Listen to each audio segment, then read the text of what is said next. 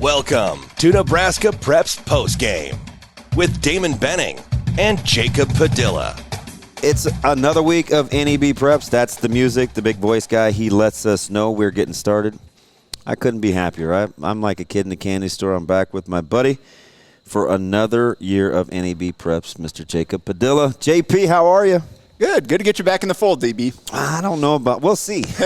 All right, it's a long season. About week 3, you may be saying, yeah, can we get that guy out of here? Well, bring back Mike Sauter. We'll keep mixing it up. We'll give everybody a chance to hear from all three of us throughout the season. Keep it fresh. Keep it fresh. So where should we start? You want to go right to Class A? Yeah, let's just go right in with the top 10 poll. Sauter got his coach's poll out there, so go check that out after the first week of action. And coaches have voted. Number 1, Millard South. Number 2, Omaha Westside. Number 3, Elk South. Number 4, Central.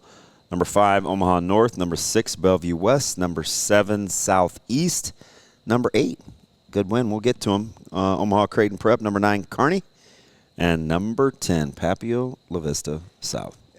Let's just right off the bat with Millard South, who very much looked like the number 1 team in the country out there, going out to Vegas, take on Arborview. Coaching against one of his old assistants, too. No love lost there, I'm sure. 49-7. Yeah.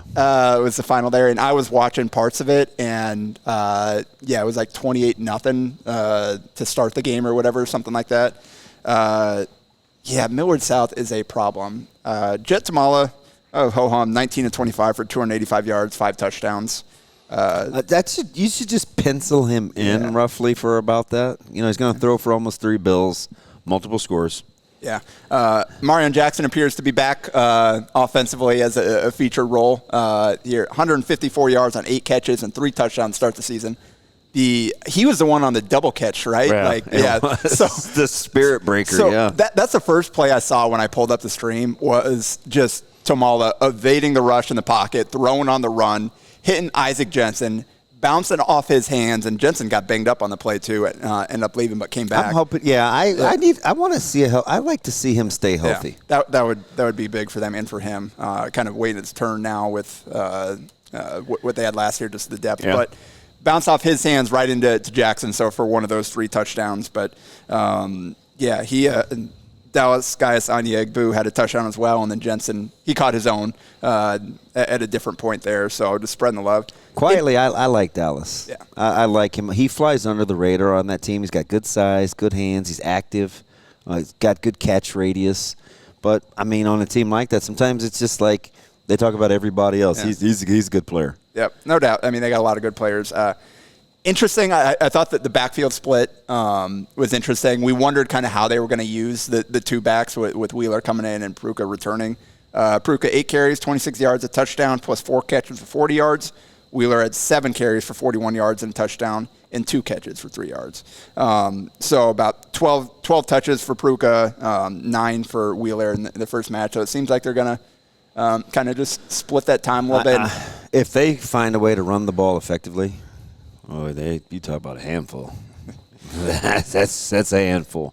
Yeah, and then also Arborview's quarterback had a rough day because he was running for his life on every snap. That defensive front for Millard South backfield every single play. There were a few times where they were able to avoid it and get them because they were so aggressive rushing upfield, but it was like 13 tackles for loss, 7 sacks. They blocked 2 punts. Just relentless up front there. So, if you don't have an offensive line that can hold up, then good luck against them. And they do like to get after you too, yeah. Coach Urban. And he's aggressive by nature, and they'll bring pressure too. So you got to be able to keep him off of you. Yeah, and Tegan Urban, 9 tackles, 3.5 for loss, 1.5 sack, 3 passes defense. So. Right back where he was last year to start the season before his injury. Yeah. He's going to have a monster season. A tackling machine. Literally.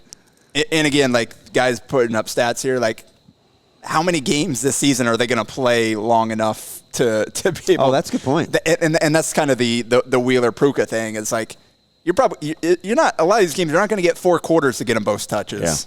Yeah. So I'll be curious to see how they handle that. Those stuff the stats while they can. Yeah.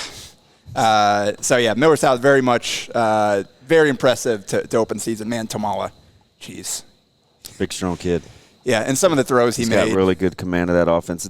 The thing about him and defending him is your guys are always open. Right? That helps. He can make a lot of the throws. Yeah. So you got to cover for a long time. And, I mean, it's risk-reward. Stay back and play coverage or bring heat and go mano-a-mano. Yeah. Omaha Westside, number 2. I was there. You were not. Yes. Unfortunately, your other job took your time. But, impressive showing for Westside, 58-27. I came away thinking North, they got some things figured out, but they're still pretty good. And it's just probably Westside. Better than the score indicated. Yeah. We left some points out there, but North's going to be just fine. And they were competing early on, but I think just as the game went on, kind of wore down on them, started breaking off some bigger plays. Obviously, they're working in a new line there, so they let the passing game later. get going in the second half, which allowed Tay Jenkins to get going. And you talked about leaving some points out there. Braylon Ward only threw for 108 yards, but his receivers didn't help him out on a few of these plays that could have been highlight reel plays that the receiver just couldn't bring him down. He also did make a few. The touchdown to Eli Johnson was pretty sick back corner of the end zone after Johnson had dropped one or two early on. His catch radius is incredible. Yeah. Eli, he'll go get it. Yeah. I don't know why we've taken this long to mention his name, but Tay Jenkins, he's going for that 2,000-yard season this year. I think it's time, JP. I put him in the discussion. I've asked a couple of coaches, and I obviously saw both of them. He is, if not already there, he is definitely in Calvin Strong territory in terms of just prolific Class A rushers. He's built low to the ground. Yeah. He's faster than Calvin was, but similar balance, similar toughness, just a punishing runner for a guy that's so small in stature. Yeah. And that was like seeing him play last year, like seeing how small he really was, and to go out and do what he did out there. In this game, 28 carries for 252 yards and 4 touchdowns. Just phenomenal. Just finding way, like you said, handling the workload, because it wasn't like he didn't gash him early, didn't rip off a ton of big runs. He had to work his way up to that and eventually started breaking some big ones off. But he took some punishment early on, bounced back up, and kept running. He's going to be a monster this season. Bryson Williams also had a touchdown. Really impressive for Westside. Again, just the depth of talent on both sides of the ball, the amount of playmakers that you guys have there. Credit to North, though, and speaking of playmakers, Darian Jones, you guys did a phenomenal job limiting him to 2 catches, 25 yards on offense. I saw Micah Benning lining up across him for stretches of that game. He had his hands full. Yeah, and hey, we give him a lot of help over the top. First varsity start. Here, go defend the best player in the Metro, kid. We're going to give you some double coverage to help you out, but you welcome to the Metro. Well, he had his I'm here moment as well. The early pass breakup on third down, just lit a kid up, knocked the ball. I thought that helped us change the momentum. That was a little back and forthy up until that point. No, it was a one-score game after the first quarter, I think it was. And then it was only 10 points at halftime. And then, again, the wheels just fell off for North in the second half. But, Jaron Cannon, 16 carries, 119 yards and touchdown. Did break off a 54-yarder to that. I think he's really underappreciated. Yeah. He's an outstanding back, especially for his size. Runs behind his pads. He's tough. He's fast. He's about as good as you're going to see. Yeah. Jones, only 2 catches on offense, but had one of the best punt returns that ended in getting tackled by the punter. I hope his teammates we put Everest in the weight room. Yeah. Gave him a hard time for that because and I'm sure he did hear about it on the sideline, because the next time on the kick return, ball wasn't supposed to go to him, correct? Wrong, the complete wrong zone. We didn't just miss by a zone, we missed by 2. And that's what happens. You let a great player get too many opportunities, he's bound to get you, and he got us. So 50-yarder on the punt return that got tackled short of the end zone. Great job by Everest. But second one, 91-yard kickoff return touchdown. he was not letting anybody catch him on that one. Weaved through the last level of defense there. So, yeah, still very, very talented player. Again, it wasn't like Westside had a monster game passing-wise. It's just they couldn't do anything to stop Tate Jenkins. So Westside looks strong. Omaha North dropped down to 5, but I think they're gonna be fine long term. Elkhorn South at 3. Also, another phenomenal back. Sutko. Yeah. 21 carries, 270 yards, 2 touchdowns. Welcome back. Last year, he's healthy, he's big, he's strong, he's fast. And last year they had kind of the dual running back, so they used him as kind of a gadget guy until he got hurt, missed a big stretch of the season. Now back into workhorse mode. He's going to carry the load for them. They played a few different quarterbacks, but sophomore Luke Velasic went 8 for 10 for 63 yards and 2 touchdowns. Got the most reps there for them.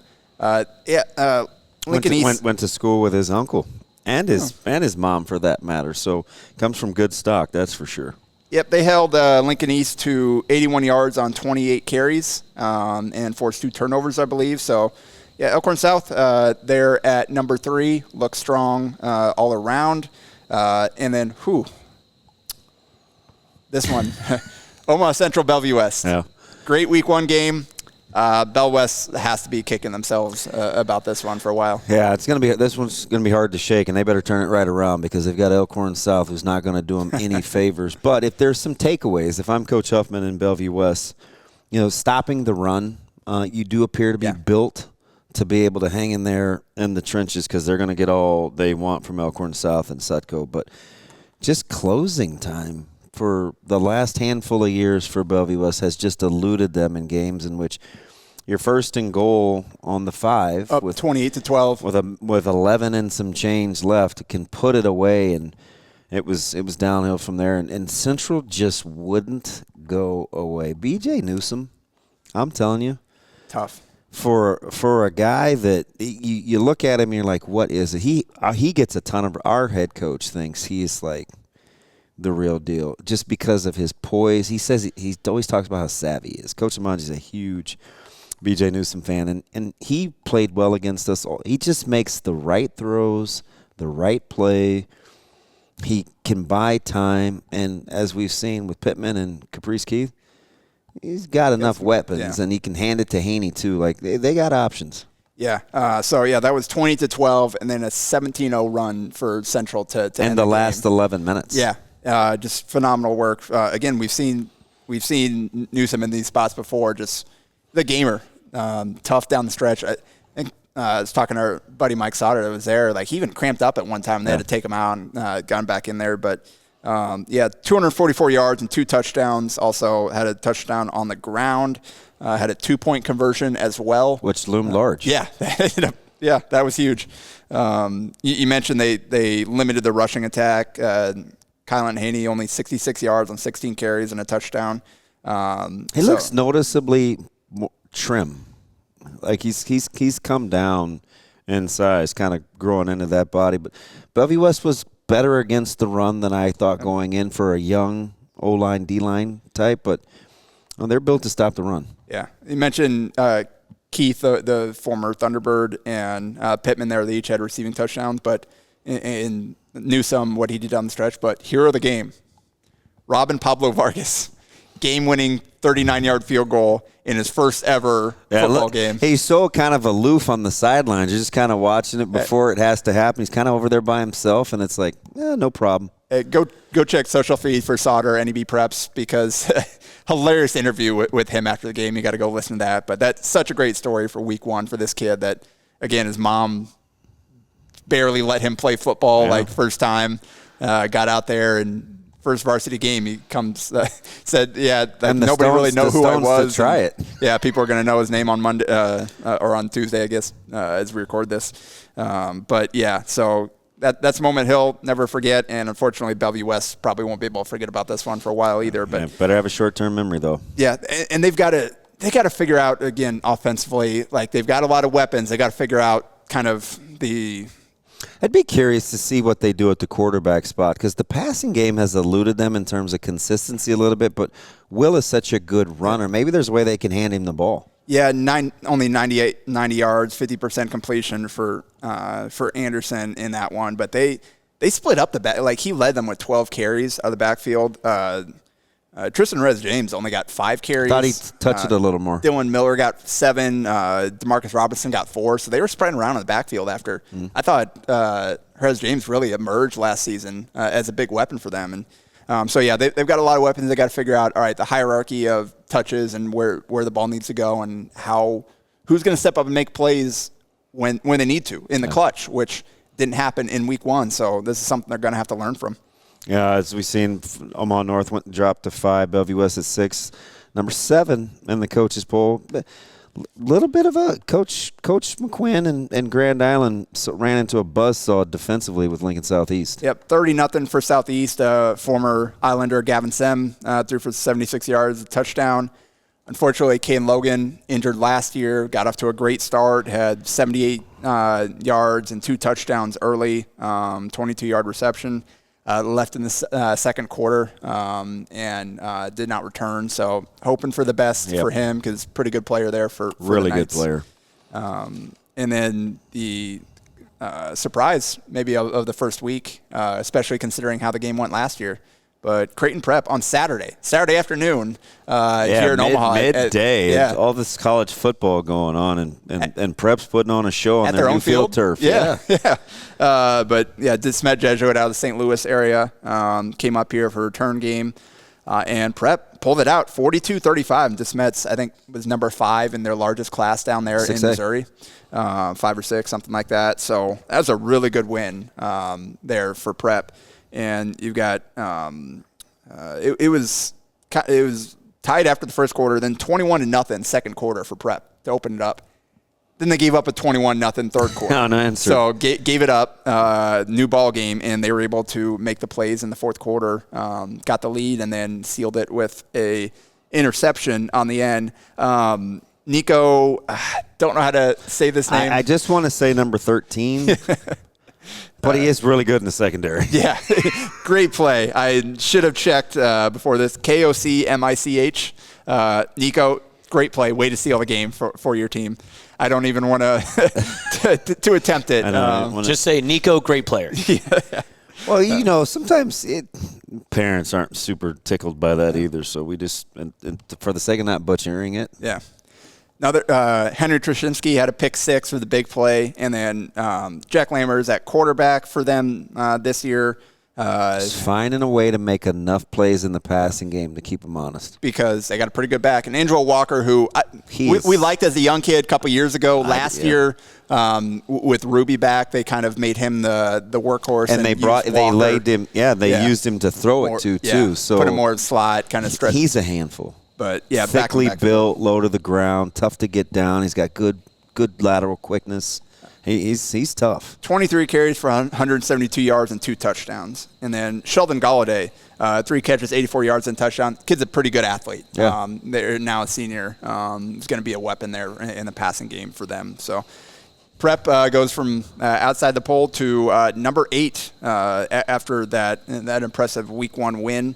Kearney 38-0 against North Platte. Number 9 just kind of home. Kearney rolling into a new season. They're going to took like 4 hours apparently. They were stuck in a rain and thunderstorm. So they're going to be interesting to watch. I think they'll be good defensively. I see how they emerge offensively. Yeah, they got a lot of pieces to replace basically all of them in both the on offense and special teams. Yeah, it happens every 3-4 years under Coach Cool. They only have like 2 returning starters, but then they'll surprise you and get 6-7 wins, and that's what they'll be at the end of the season. That's what happens when you're as well coached as they are. Yeah. That's for darn sure.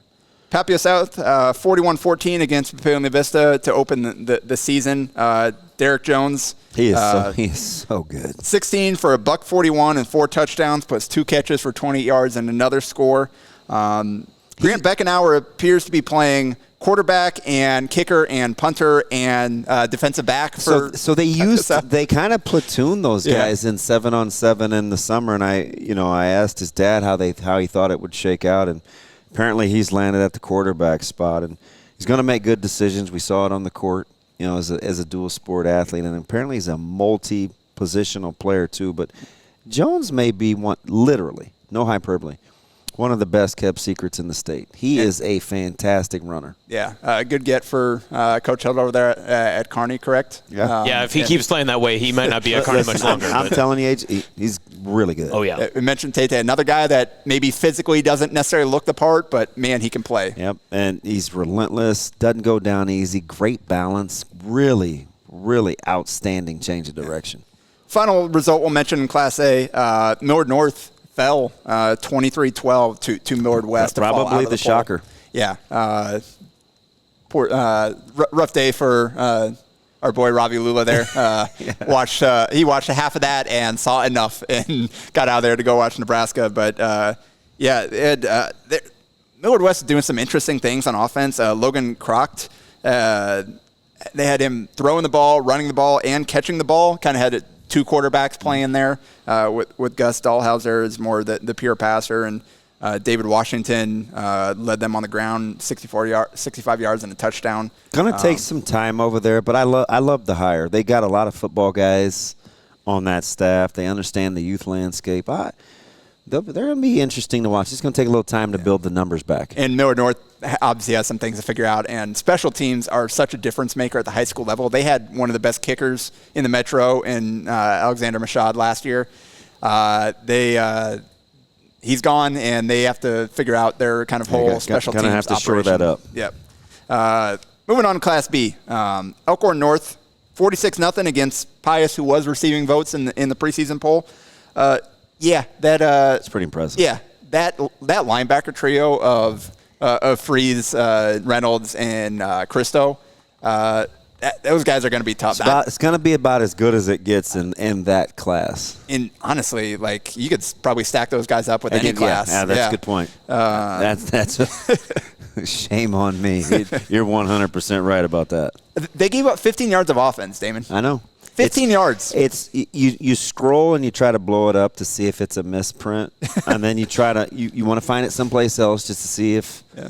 No, that's cross-reference. You're looking. You're trying to connect the dots. All that stuff. They are legit. I think Wolf's a young and up-and-coming star. They have that tough 4-game stretch at the end of the season, but one game at a time. That defensively they are going to be a handful. I was going to say, so offensively, losing Jet Tinglehoff there, he did everything for him. Yeah, and they don't appear to have one guy in the backfield. They even in a blowout, heavy passing.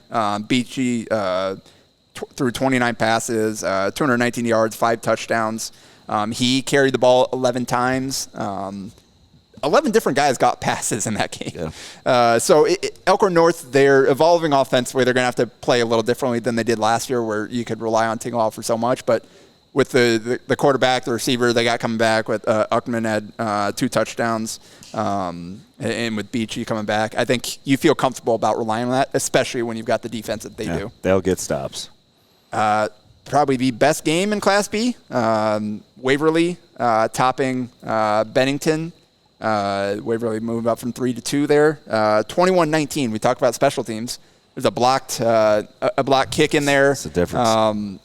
So they both scored 3 touchdowns, but Waverly got their 3 extra points, and Bennington did not. So ended up being the difference in the game. But solid debut for Broxton Tepley there. 103 yards and a touchdown, which is really all they need from him, because Nathan Axman. 38 carries for 258 yards and 2 touchdowns. And you thought, coming back healthy. Maybe ease him into it. Let's all 38 of them, and he's relentless. He is relentless. Yeah. So great win for Waverly. And, man, EMC is going to be fun once again there in B with all these. We'll talk about a handful of these they're all teams. coming up here in a row. Bennington, Ty Boafakeo, 274 yards, 3 touchdowns. Now Seplin in as the guy at quarterback. Obviously, they kind of did a little bit of both last year with Houston Hill, his senior. Ty stepped in during an injury there and was more of a dual threat type of guy. But to see him throw for 274 yards. Bennington probably feels pretty good about that. Jake Russell, 7 catches for 215 yards and 3 touchdowns. So Ty knew where to throw the ball to. I think he's open. Yeah, I'd say so. But credit to Waverly's defense. They limited Will Goots to 54 yards on 21 carries. He was one of the better returning players in the class. Yeah, he was the guy coming back for them because Bennington lost a lot. Obviously, Ty had played some, and some of these other guys, Cole Miller, defense leader, coming back. But, it's impressive two-way showing by Waverly with relying on Axman and then defensively keeping the running game in check. Gretna East up to 3. Yeah. 24-21 against Seward. Grimy. Gutty effort for Seward, obviously, without their quarterback. Treston Haas, one of the best returners in state, lost for the season. But Seward still got some good players out there that remained in the number 9 in the poll after the loss. But, Cade Thompson for Gretna East. Listen to this stat line. 17 tackles, a sack, and a fumble recovery. And running mate, Jackson Godfrey, 10 tackles, 3 for loss, a sack, and a fumble return touchdown. All in a day's work. So, lunch pail. I think they should be really good defensively. They're experienced now, got a ton of leadership. They're older after, only being able to start, a new school a couple years ago at grade level. The guys are starting to come in to their own now. They've got enough experience to know what this feels like, especially early on in the season. Yeah. So now Seward gets Waverly. So welcome to the season. Something will sort itself out. And then Gretna East gets Bennington. So again, EMC. There's no easy week out there. And they go in bunches, right? Like 2, 3, 4 weeks in a row of just grueling schedules. Perhaps the biggest surprise of week 1. I said in our preview pod, I like Norris. I thought they had a chance to be one of those teams. I thought Gretna and Norris were the two coming back that had the pieces to make a big leap this year. Do you think the play at quarterback would make that much difference? I just didn't expect I thought Skutt obviously had a lot to replace. I was a little wait and see mode on them. Norris, I thought, had a chance to make a leap. I did not see 49-3 coming. Yeah, and I think you talk to some people in the community. This is an older, mature bunch that's kind of tired of losing. Yeah. Right? Like they just emotionally they just kind of made up their mind that they want this to be their year. New coach too. I mean that's another part of it. Well, and the last couple of years they've had some good players, but again, in the conference they've in, the schedule they've played, every week they're playing a ranked team. So they are probably better than what the record has been the last few years, and now it's all coming together where they appear poised to make that leap and actually start winning those games. You mentioned quarterback. Evan Greenfield, 10 for 12 passing in his debut at quarterback, 151 yards, 2 touchdowns. Such a good hoop, a true dual sport athlete. And there's a lot of them in that building. Yeah. Their hoops team will reap the benefits for a couple of more years. Now we're seeing it on the gridiron. Yeah. Greenfield also had a rushing touchdown. Shane Holen, my guy, 61-yard punt return touchdown. So another basketball player there making plays. But probably one of the guys that maybe deserved a little bit more attention going into the season. Marcus Nelson at running back. Good player for them coming back. He had 22 carries for 176 yards and 3 touchdowns to carry the load. So every way they scored offense, or rushing, passing, special teams. Dallas Washington, 2 receptions, 48 yards and 25 yards, both in the end zone. So pretty efficient. If you're only going to throw a couple, you might as well score a couple, right? That's how it goes. Yeah. So I mentioned Gretna. Also, I thought I had a chance to make a jump there. Norris is at 4, Gretna's at 5. 51-30 against Elkhorn. It wasn't even necessarily a big day from Michael Knutson, only 204 yards, 2 touchdowns. Also 1 on the ground. But they had 6 different guys score touchdowns. So I think Coach McVeigh will get those guys going at Elkhorn as first-year head coach there. And you run into a quality program that is super well coached, so that's for sure. Yep, and those two teams face each other, Gretna and Norris this week. So, again, the great matchups in Week 1 across all classes has carried over to Week 2 for Class B. 100%. Yeah. Scottsbluff took care of business 41-19 against Grand Island Northwest. Nate Kelley, 60 yards passing and a touchdown, and 162 yards and 3 touchdowns on the ground on just 12 carries. I have a question. Can we stretch your guy out enough where he can he can be healthy at the end of the season. He is a workhorse. 7 tackles as well, so still balling both ways for them. It's just a Western Nebraska mentality. He's just a really good player that's going on like his 65th year. I mean, he's incredible. He kind of talks like he's in his 65th season as well. Yeah. I think Jacob's been talking about him since he's been in the 8th grade. So it feels like that's right. Yeah, right? I saw him playing the MBDA freshman tournament as an 8th grader with Scottsbluff. So yeah, and I'm thinking he's back. Yep. Oh, he's back. He's well media trained. Yeah. I believe Caleb Bird had a 100-yard pick six, and they had 4 total takeaways. Jordan McCarty appears to be replacing Des Smith as Kelley's partner in the backfield there. 81 yards and a touchdown. So Scottsbluff looks pretty strong there. They're coming to Lincoln to take on Northwest. And then finally at number 10 is McCook, 41-15 over Beatrice. Tristan Campbell, 16 carries, 179 yards, 3 touchdowns, a 96-yard kickoff return touchdown, and 7 tackles on defense. So another player to watch. All in a night's work. Yeah. Not bad. Class B doesn't want to see McCook get good again. Well, I remember not an easy place to travel. That early stretch in the early 2000s, was that with Coach McGinn? I mean, they were unbelievable, and you didn't want to go there. Mm-hmm. Yeah. A few results we need to touch on in the other class, and get out of here with some shout-outs. In C1, Ashland-Greenwood moved up from 5-3 with a 48-0 win against DC West, who was receiving votes in the preseason poll. Did that open that was their new field, yes. right? Yes. Yeah. Yep. Beautiful It's facility. a cathedral out there. It's beautiful. Wait. We're not jealous, are we? Well, a little bit. Derek Tonjes, 234 yards, only 2 incompletions, 4 touchdowns.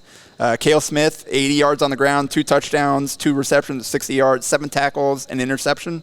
Cal Kissinger, 5 catches, 139 yards, 3 touchdowns. So they have a lot of weapons, and they will get to test themselves against number 1 Wahoo, who also took care of business. Really the only... Boy, they are a machine. Yeah. I mean, an absolute machine. Wahoo, Central City, Columbus, Lakeview, Sidney, the top 5 all took care of business. It's just Ashland-Greenwood took care of business so much that they impressed the coaches enough to move up a couple spots to set up one of the games of the year in C1 already. Because they jumped Pierce, right, from the previous rankings, I think? They jumped Sidney and Lakeview, who both also won pretty handily in their matchups. Yeah, they did. Yeah. Don't worry, top 10 matchup, but Sidney moves down in the poll. It's fine, whatever. Just a quality road win. They'll play Minden. They'll work their way back. Mr. 308, man. AJ is fantastic. Cozad's replacing a lot from last year. Yeah, you didn't mention Kyle Jagger's 3 interceptions against the Haymakers or, anything like that. That's okay. Keen Kaiser, had just a classic 11 tackle day, a couple of TFLs. See, no big deal. No, it's fine. I was just teeing you up, letting you. Well, Kaiser, I assume he's going to get a shout out at some point, so he'll be well taken care of. Yeah.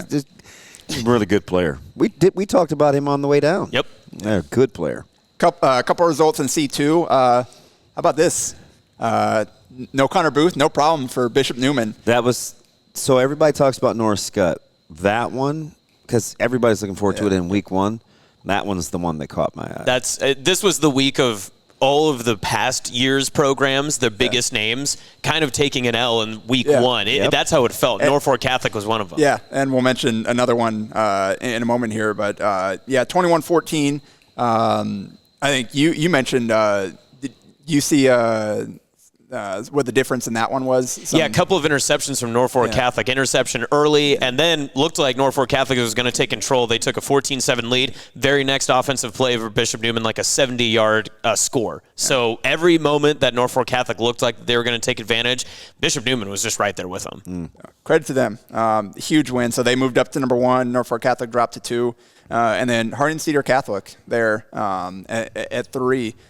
They took care of business against Boone Central. It's weird to see that. It's weird to see that early 0-1 with Boone Central, right? You just figure they're going to be there. Yeah. Again, just victim of the schedule. Both teams moved up 1 after that game, 1 spot in the poll. Or dropped the spot, but they took it on the chin of Central City, a class up. So the Ord Central City matchup shows nothing about how quality of a team Ord is. Yeah. I mean, it's just that's Central City being that good. Yep. Brighton Whitmire had 81 yards, 2 touchdowns on the ground, 5 tackles, a tackle for loss on defense. And then Boone Central, Cedar Catholic did a good job of limiting Brogan Ben's 8 carries for 50 yards. Cade Hudson did a lot for them at 20 for 31 for 219 yards, a touchdown. Also had a rushing touchdown, so he kind of shouldered the load. But, yeah, so both those teams will be fine. But just a really good win for Harding Cedar Catholic to open the season. Final one we will mention, you talked about power programs taking a first lot. Stanton goes down on the chin. 30-0 to Bloomfield. So we knew Stan we knew Stan had a lot to replace. Like, they graduated some dudes that are like best in school history type of guys. State championship dudes. But I think the program earned the respect to, like, hey, they're going to be okay. Bloomfield was not having that. Stanton dropped to 10. Bloomfield moved up to number 4 from receiving votes there.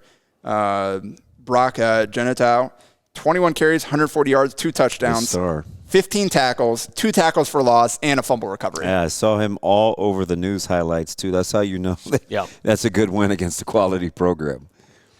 Yep. All right.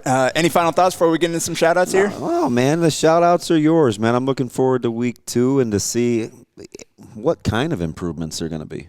Right? I mean, that's kind of the thing. I think Bellevue West, Elkhorn South is the one that I've got my eye on in A. Is there one that's you're kind of taking a look at? Just those EMC matchups, those top 10 matchups in Class B. It's going to be round robin, isn't it? Yeah, we're gonna learn even more. I think we learned a lot week 1. Week 2, we're gonna see those teams kind of how the hierarchy shakes out. Ashland-Greenwood Wahoo is going to be maybe the biggest game of the week, in my opinion. How about the contrasting styles in that one? Yeah, that's what's going to be interesting. Yeah, we'll learn like last year, is Wahoo far and away from everybody, or are we going to have a real competition this season? I think we'll learn more about what Wahoo is in this season in that game than we will learn about. I think Ashland-Greenwood is as good as advertised, but we'll see where the talent disparity is there too. Yeah. And then also don't discredit an 8-man, Sandy Creek and Shelby Rising City. It's going to be a good one. Is that 1-3? That is, I believe it's 1-4. Is it? I drive past Shelby Rising City. I know, 1-3. 1-3. Look at DB, checking the current polls. Every time on my way out to Central City. So I'm very familiar. Sometimes I even stop there. I feel like one of theirs. Yeah. They won't claim me, though. Don't worry about it. No problem. All right, let's pick some shout-outs here. Welcome back, Parker Volk, Donovan Trumbull, quarterback. Had a great start to the season last year. Healthy. Got injured. They had to adjust some things.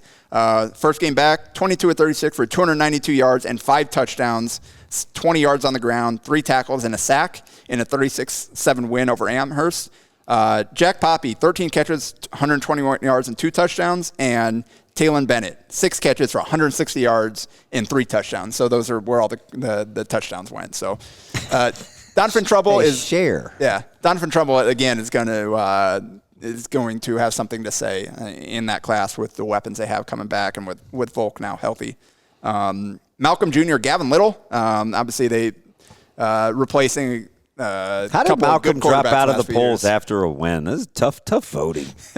But they go from 8 to receiving votes after winning 49-8 against North Bend Central. But 16 of 20 for 209 yards, 4 touchdowns, 5 carries for 65 yards and touchdowns, 3 tackles and a sack. So stepping in there, obviously again they've had a couple of brothers there holding down the quarterback spot the last handful of years, put up in the Franks. Now Little appears to be the next guy there for them. Raymond Central senior Wyatt Jelinek, 6 of 9 passing for 129 yards and 2 touchdowns, 14 carries for 191 yards and 3 touchdowns, 5 tackles and an interception in a 42-7 win against Fillmore Central.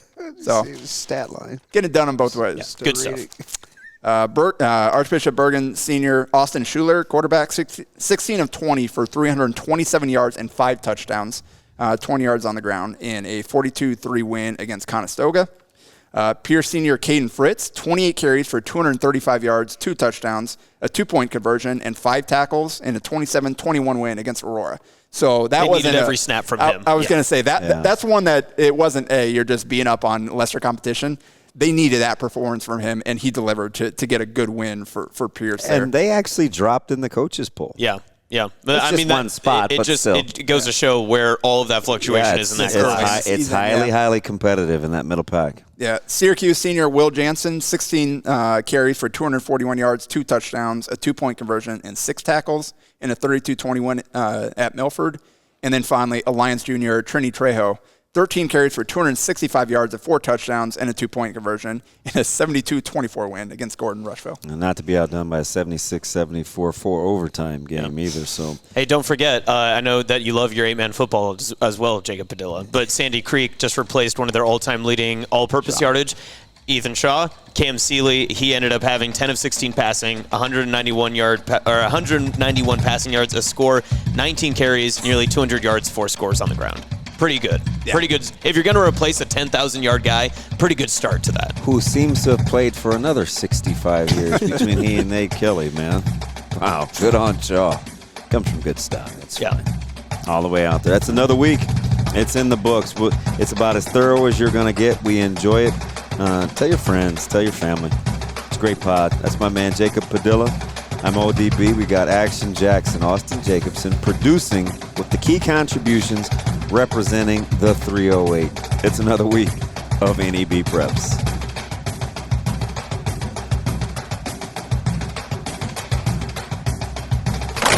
A Hurrdat Sports Network production.